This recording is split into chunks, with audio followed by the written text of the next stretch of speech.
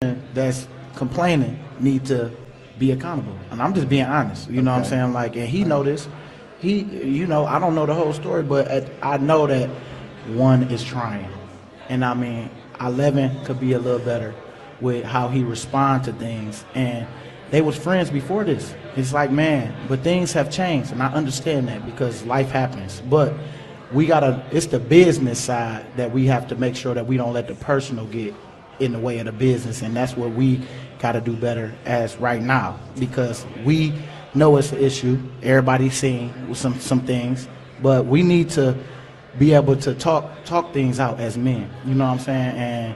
But we need to let personal stuff go and let's get right for this game, because man, it's like a lot of stuff. Most of the time, it's just a conversation that just need to be had. But the person with the problem gotta want to talk to the person. So that's very, very insightful to me, right? It was long-winded. He said a lot there, but that was very, very insightful for me. One of the leaders in Brandon Graham coming out pretty much saying that the person with the problem has to be able to talk to the other person to fix the issue. These issues date all the way back to last season.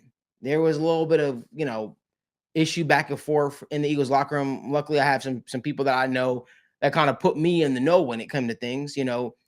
It rubbed a lot of the teammates wrong when A.J. Brown missed their playoff game, decided to go down to a boxing match in Atlantic City, and he kind of voiced some of his frustrations to a boxing reporter that never covers the NFL. But I remember when that box reporter put that information out via a tweet and on a radio, and it shocked everybody. Everybody couldn't believe that some of the bombshell stuff that he was saying, like the fact that Jalen Hurts and A.J. Brown hadn't talked in weeks and their relationship is not what it used to be. What does this all stem from? Who knows? But one thing I can tell you is it salvageable? That's got to be the big question for the Philadelphia Eagles. Is this thing salvageable? Because this is a Philadelphia Eagles team that we're looking at, and we're just like, they could be a problem. They 100% could be a problem. But I personally think that for me, if I'm the Eagles brass, I got to ask ourselves, is our quarterback actually a leader? Is our quarterback actually a leader? Because I could tell you right now, could you imagine a situation like that happening in Cincinnati? Oh my God. Where Joe Burrow and Jamar Chase aren't talking? Right? Can you imagine our fan base if that were to happen? Like, they freaked out after week 2. Like, off of bro getting a unsportsmanlike, like everybody turned like, oh my God. Like, it was the end of the world. I remember that. So like, I don't know. What do you guys make of the whole AJ Brown, Jalen Hurts situation? Dan, you can go first. Yeah, I think the part that's frustrating for me is when we look at a team like the Bengals who are scrapping for wins, 3 straight losses before this past game. This is an Eagles team that's on a 9-game win streak. Like that's the part for me. I'm looking at this like, man, I understand they're not passing the ball a lot. Jalen Hurts in this passing offense is literally passing it at a bottom 5 rate.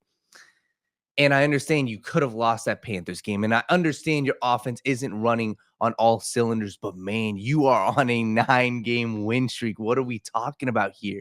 I understand it. Listen, last year, you didn't have Saquon Barkley. This year, you got a dude who's an MVP candidate at your running back position. And this is the frustrating part, man. Like, I think that we could talk about Jalen Hurts, but I also think that we got to talk about A.J. Brown. This has been, a constant theme with him to where he's just it's the wide receiver syndrome. And I understand it, right? You want the ball. Wide receivers, elite wide receivers. This dude is one of the best receivers in the NFL. You're going to want the ball. So I understand that. But this is the part where all great teams, players need to learn to take a step back, especially if you're winning. And you would just hope that Hurts and A.J. Brown are on the same page. So for me, I think it's frustrating. I think that it does show some cracks in this Philadelphia Eagles armor. And I think that it shows to where, yes, it's a culture thing. And you look at the other teams like the Detroit Lions. Could this hurt them facing those great teams in the playoffs? And I think that this could. And I think that if you're looking for a way to beat the Philadelphia Eagles, it is forcing them to pass the ball. And maybe that's where A.J. Brown's looking at, saying, hey, if we're not able to pass the ball right now, heading into the playoffs, we're going to have to be pass the ball. So I can understand from that standpoint. And I do think that it does raise some red flags for me, because as pretty as it looks right now, playoffs are a different ballgame. So, yep. Zim? I'm more concerned about my fantasy football team.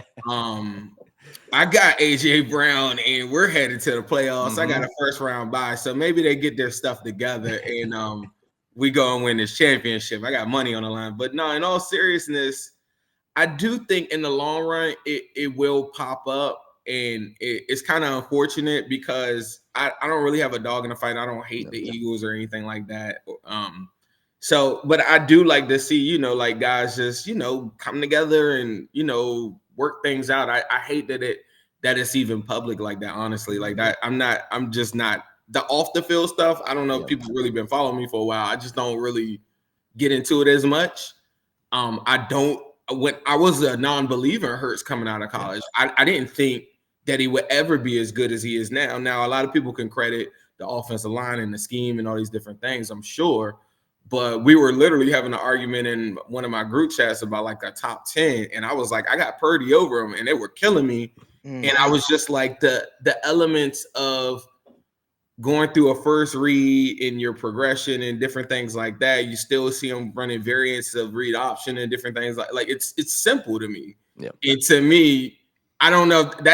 I'm not trying to diminish who he is, but I think that it is very telling that you have probably the second best wide receiver combo in all of football, and you can't get the ball to them with a top 5 offensive line, like probably top 3 offense left tackle, top 1 right tackle in football, top 1 running back. Like this is insane.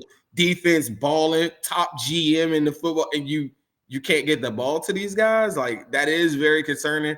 And I know people don't remember this. Remember Jalen Hurts the year that Burrow got it popping?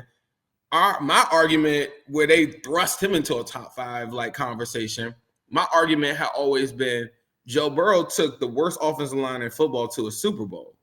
They took Jalen Hurts in the first round and he got put out by Tom Brady. He then comes back with AJ Brown and then catapults himself into a Super Bowl and then gets into a top 5 conversation in a year that they were almost ready to move on from. You remember Hurts kind of in the hot seat going into that season, and that wasn't that long ago. Yeah, I remember that. I remember when they started having doubts about Jalen Hurts and his future with the Philadelphia Eagles, and when they went to the Super Bowl, all the narrative somehow flipped.